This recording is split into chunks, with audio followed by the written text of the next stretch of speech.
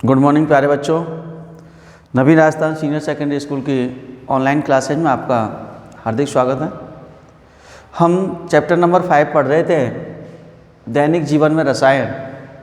तो इसमें मैंने आपको अम्ल क्षार वगैरह इनके बारे में डिटेल समझा दिया था और लास्ट में मैंने टॉपिक छोड़ा था खनिज अम्ल वगैरह बता के आपको।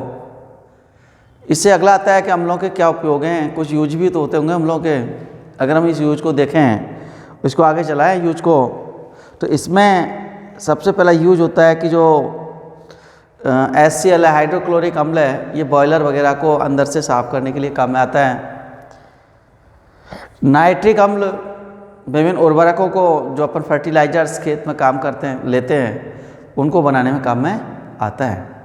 सल्फ्यूरिक अम्ल की बात करें तो बैटरी होती है, उनमें तेजाब के रूप में डाला जाता है।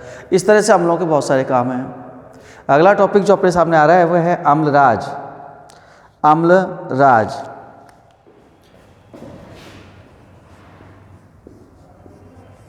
नाम से पता लग रहा है अम्लों पर राज करने वाला। राज का मतलब कोई राजा और रानी का खेल नहीं है। इसका मतलब है कि ये अम्लों से भी हाई क्वालिटी का होता है। जहाँ सल्फ्यूरिक अम्ल को अम्लों का राजा कहते हैं, सल्फ्यूरिक अम्लों को अम्लों का राजा कहते हैं। और जहाँ सल्फ्यूरिक अम्ल भी सक्सेस नहीं हो पाता है, वहाँ अम्लराज को बनाया जाता है। अम्लराज को बनाने के लिए दो अम्लों का मिश्रण बनाया जाता है, जिसमें जो मिश्रण है वो है HNO3 और एक है HCl। तो HNO3 और HCl को 1:3 में मिलाकर जो ताज़ा मिश्रण बनता है, उस ताज़ा मिश्रण को अम्लराज कहते हैं। तो डेफिनेशन सुनिएगा इसमें। 1 भाग HNO3 तथा 3 भाग HCl के ताज़ा मिश्रण को अम्लराज कहते हैं। 1 भाग HNO3 व 3 भाग HCl के ताज़ा मिश्रण को अम्लराज कहते हैं। लिख लिया सब बच्चों ने। अम्लराज का उपयोग प्लेटिनम यानी Pt तथा सोना Au जैसी धातुओं को गलाने में किया जाता है। ये धातुएं सल्फ्यूरिक अम्ल से भी नहीं गलती, तो इसलिए उस कंडीशन में हमको अम्लराज बनाया जाता है। अम्लों का राजा। अगला है अम्लों का राजा। दोनों को क्लियर कर लेना। राज और राजा में थोड़ा सा अंतर है, लेकिन आंसर अलग है। अम्लों का राजा होता है H2SO4। सल्फ्यूरिक अम्लों को अम्लों का राजा कहते हैं। और किसी भी देश की औद्योगिक प्रगति की जो दर है कि इंडस्ट्रियल कितना डेवलपमेंट है वहाँ का, औद्योगिक कितना विकास है वहाँ का, ये उस देश में सल्फ्यूरिक अम्ल की खपत से ज्ञात किया जाता है। जिस देश में इसका ज़्यादा खर्च होता है, उसी देश को हम औद्योगिक दृष्टि से विकसित माना जाता है। फर्नीचर वगैरह को भी साफ करने में इसको काम में लिया जाता है। इसके बाद अगला, जैसे कैल्शियम हाइड्रोक्साइड, ये तो अम्लों के बारे में पढ़ा दिया था। क्षारों की बात करूं तो कैल्शियम हाइड्रोक्साइड ये क्षार है। इसका उपयोग घरों पर सफ़ेदी करने के लिए, वाइट वॉश जो अपन दीपावली वगैरह पर सफ़ेदी करते हैं घरों पे, उस समय इसका उपयोग किया जाता है, जिसके द्वारा घरों में चमक उत्पन्न होती है। इसी तरह पेट में कभी जब जलन होती है या खट्टी डकारें आती है, तो हम दुर्बल क्षार मिल्क ऑफ मैग्नीशिया का उपयोग करते हैं, जिसका सूत्र है MgOH2। इसका क्या है? Milk of magnesia. इसका उपयोग किया जाता है मैग्नीशियम हाइड्रोक्साइड। इससे पेट की जलन शांत हो जाती है। कैल्शियम कार्बोनेट, लवण की बात करें तो कैल्शियम कार्बोनेट ये अपने घरों में जब मार्बल लगवाते हैं, संगमरमर लगवाते हैं, वो कैल्शियम कार्बोनेट का होता है। तो इस तरह से आपने अम्ल, ये हो गया क्षार और ये हो गया लवण, इन सब के उपयोग आपने सुने, समझे, पढ़े। अब इसको अपन अगर थोड़ा सा डिटेल में ले जाएं तो और भी अच्छा रहेगा। एक क्वेश्चन और आता है बोर्ड में, काफ़ी बार आता है, इसको मोस्ट बना लेना, कि जो सिल्वर नाइट्रेट है ये विस्फोटक पदार्थ बनाने के काम में आता है। इसके बाद नेक्स्ट टॉपिक अगला आया पीएच स्केल, बिल्कुल हटके है। जो मैंने आपको अम्ल और क्षार पढ़ाए थे उस समय लिखाया था अम्लों की पीएच 7 से कम होती है और क्षारों की पीएच 7 से अधिक होती है। तो सबसे पहले आएगा पीएच। पीएच जो होती है, हाइड्रोजन आयनों के ऋणात्मक लॉगरिथम को पीएच कहते हैं। हाइड्रोजन आयनों के ऋणात्मक लॉगरिथम को पीएच कहते हैं। यानी पीएच जो है माइनस लॉग, ये 10 है बेटा, plus concentration of hydrogen ion. Hydrogen आयनों के ऋणात्मक लॉगरिथम को पीएच कहते हैं। लिख लिया सभी ने? पीएच के आधार पर अम्ल और क्षारों को जो बताएंगे, तो पीएच जो दी है इसमें पी जो वर्ड है, पीएच में पी वर्ड किसका है? शक्ति, पावर। ये बोर्ड में आ चुका है, आरबीएसई बोर्ड में पूछा गया प्रश्न है कि पीएच में जो पी है वो किस शब्द का है। जिस तरह से किसी भी बुखार का टेम्परेचर मापते हैं, बुखार आता है किसी पेशेंट को, तो टेम्परेचर मापने के लिए थर्मामीटर का यूज किया जाता है। उसी तरह बिलियन की जो अम्ल की जो कैपेसिटी है, क्षमता है, अम्लीयता को मापने के लिए पीएच स्केल का उपयोग किया जाता है।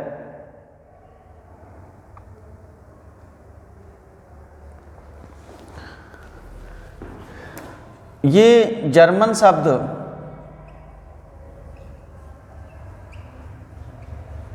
पोसांस से लिया गया है। ये जो पी है जर्मन शब्द किससे लिया गया है? पोसांस से।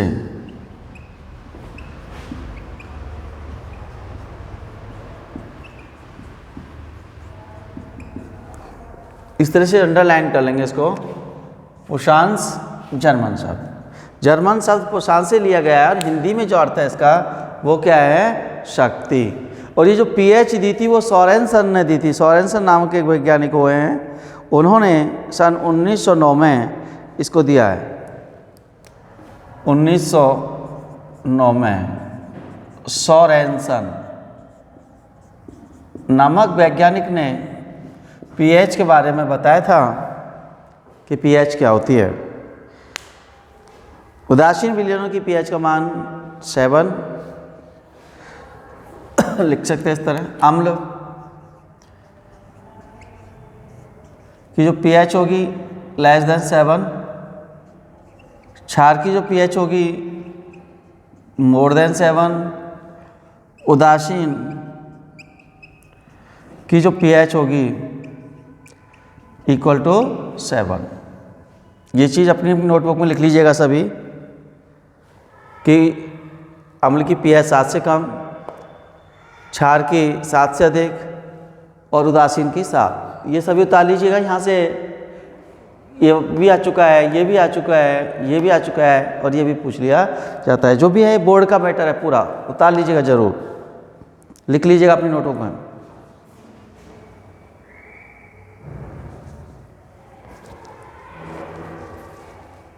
तो आप लोगों ने ये लिख लिया। इसके बाद पीएच स्केल के बारे में हम पढ़ाएंगे। पीएच स्केल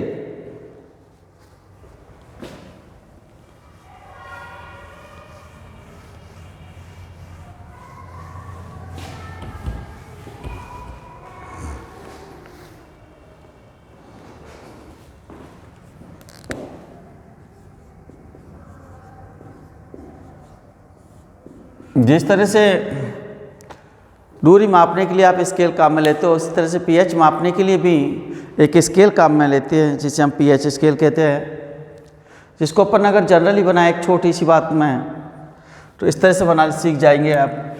जैसे मान लो ये pH स्केल है, यहाँ 0, 14 और मिड में होता है 7। तो ये जब इधर है अम्ल और इधर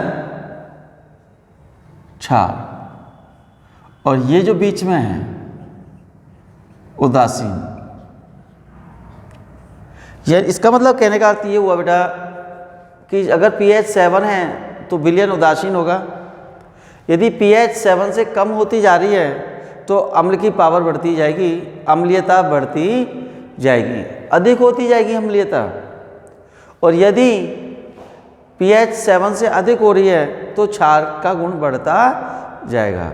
जैसे मैं एग्जांपल के लिए आपको बताऊं, जैसे कोई भी विलयन है A और B, एक की तो है 6.6 और एक की है 6.2 pH, तो ये ज़्यादा अम्ल होगा, ये मोर, क्योंकि इसके 6.2 6.6 से कम है, तो ये ज़्यादा अम्लीय होगा। इसी तरह मैं क्षार की बात करूं तो जैसे मान लो किसी की 8.3 है और दूसरे की 8.5 है, तो ये क्षार ज़्यादा होगा क्योंकि इसकी pH ज़्यादा बढ़ रही है। तो ध्यान रखना बेटा, यहाँ गलत मत करने देना। क्वेश्चन पूछा जाए तो कि जैसे pH का मान कम होगा अम्लीयता बढ़ती जाएगी, और जैसे pH का मान बढ़ेगा साथ से क्षारकता बढ़ती जाएगी। तो उल्टा है इसमें, कंफ्यूज ना हो आप सभी लोग। फिर आता है अगला, दैनिक जीवन में pH का उपयोग। तो दैनिक जीवन में pH का उपयोग के लिए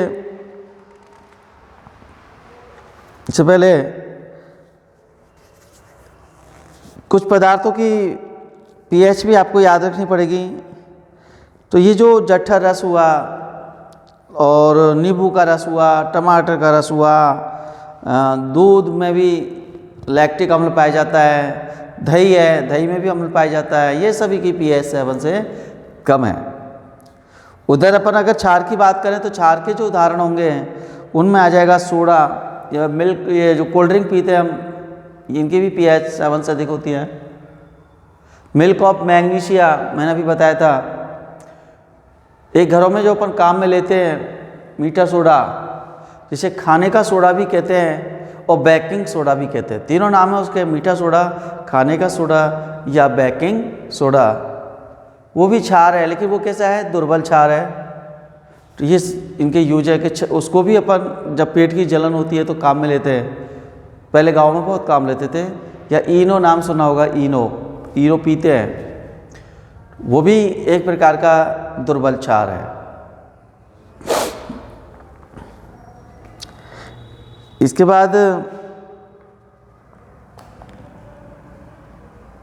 एक और अच्छा प्रश्न बनता है फिटकरी का कि जब जल दूषित होता है तो उसको शुद्ध करने के लिए फिटकरी काम में ली जाती है। और फिटकरी का डायरेक्ट सूत्र पूछा गया है, और जिसे अमलगम भी कहते हैं। तो देखिएगा फिटकरी का सूत्र,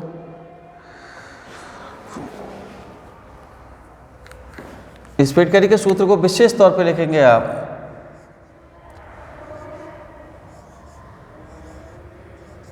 K2SO4 डॉट, ये डॉट लगाना कंपलसरी बेटा, Al2SO4 whole thrice dot 24H2। ये पूरा के पूरा जो फॉर्मूला बना है ये है फिटकरी का।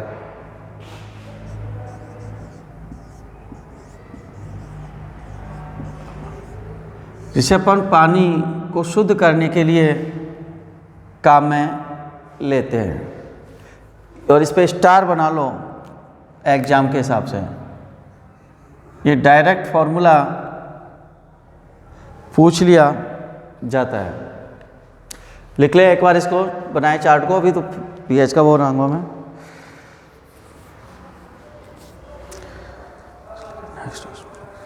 बना लीजिएगा अपनी नोटबुक में इसको।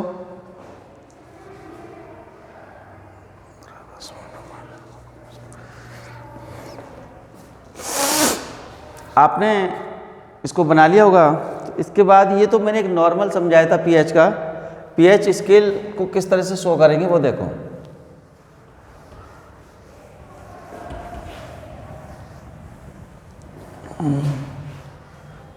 पीएच स्केल का जो डायग्राम बनाया जाता है वो इस तरह से बनाएंगे।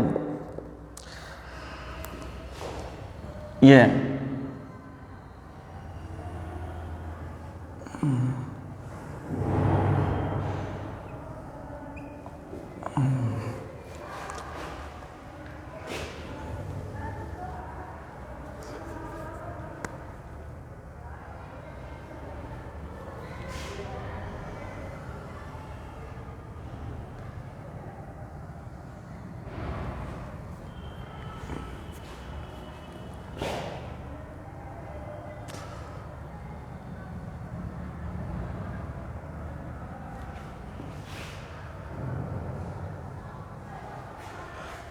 ये बन गया।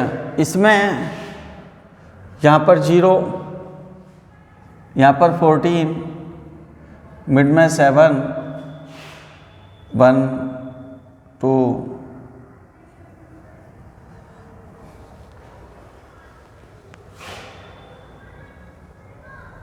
इस तरह से बनाओ। 1, 2, 3, 4, 5, 6,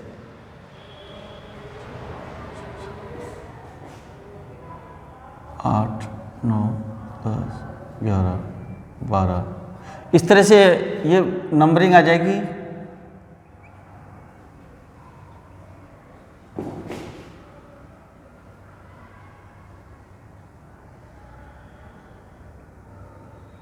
ये होती है पीएच स्केल, यहाँ 0 से 14 तक की होती है। और इसमें देखिएगा आप इस तरह से इनको अपन शो कर सकते हैं आयनों को। इधर होती है H पॉजिटिव आयन और ये है OH नेगेटिव आयन। इसका अर्थ समझ लीजिएगा आप कि जैसे pH 7 है तो यहाँ दोनों की मात्रा लगभग क्या है, बराबर।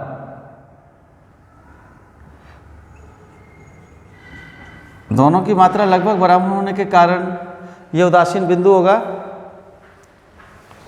इधर की लेफ्ट साइड में अगर अपन आते हैं तो H पॉजिटिव आयन की सांद्रता बढ़ती जा रही है, तो अपन कह सकते हैं कि जैसे pH का मान 7 से कम होगा सांद्रता बढ़ती जाएगी H पॉजिटिव आयन की, और विलयन की अम्लीयता भी बढ़ती जाएगी। जैसे pH का मान 7 से अधिक होगा, 7 से अधिक pH होने पर OH आयनों की सांद्रता बढ़ती जाएगी, और OH आयनों की सांद्रता बढ़ने के कारण विलयन में क्षारकता के गुण बढ़ते जाएंगे। इसीलिए आपको मैंने पहले लिखाया था कि अम्लों की pH लेस देन 7, क्षार की pH मोर देन 7, और अगर pH 7 है तो उदासीन पॉइंट होगा। तो इस तरह से pH स्केल को बनाए। ये कंप्लीट हुआ आपका भी। फिर आगे नेक्स्ट टॉपिक पढ़ाएंगे हम आपको।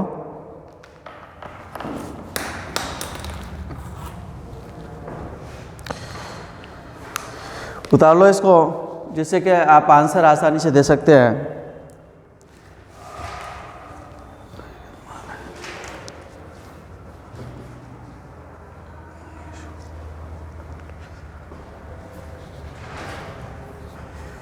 ये आप लोगों ने लिख लिया होगा, तो इसके आधार पर मैं आपको कुछ क्वेश्चंस करा दूं। जैसे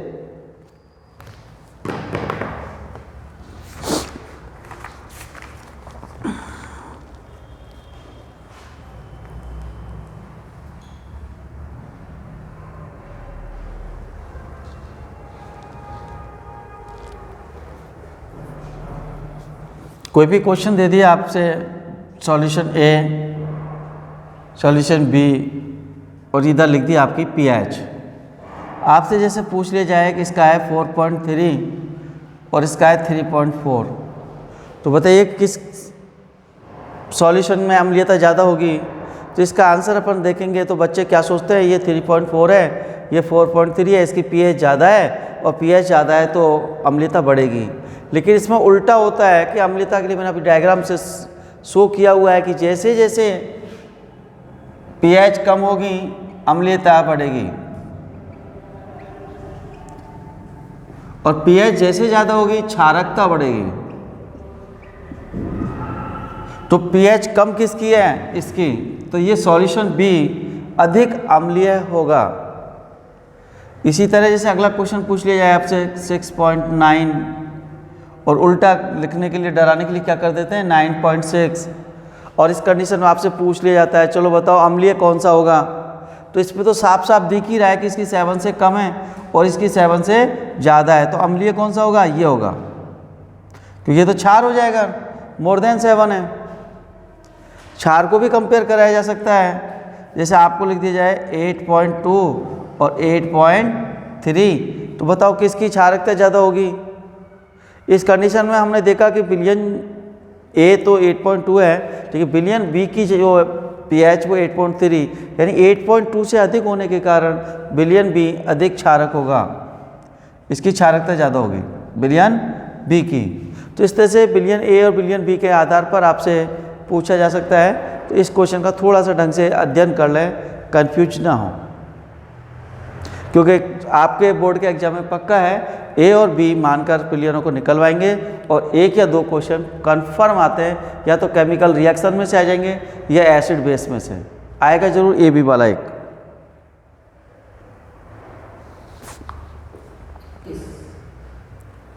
तो पहले इनको देख लो तीनों क्वेश्चनों का।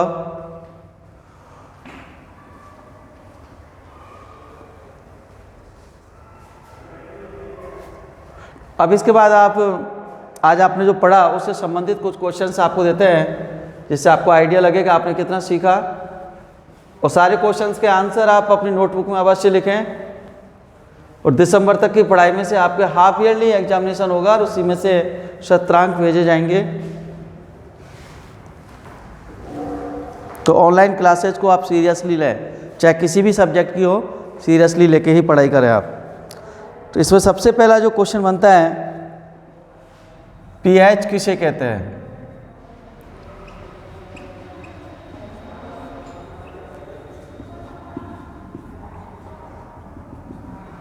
दूसरा क्वेश्चन, HNO3 व H2SO4 के उपयोग लिखिए। क्वेश्चन नंबर 3, अम्लराज किसे कहते हैं?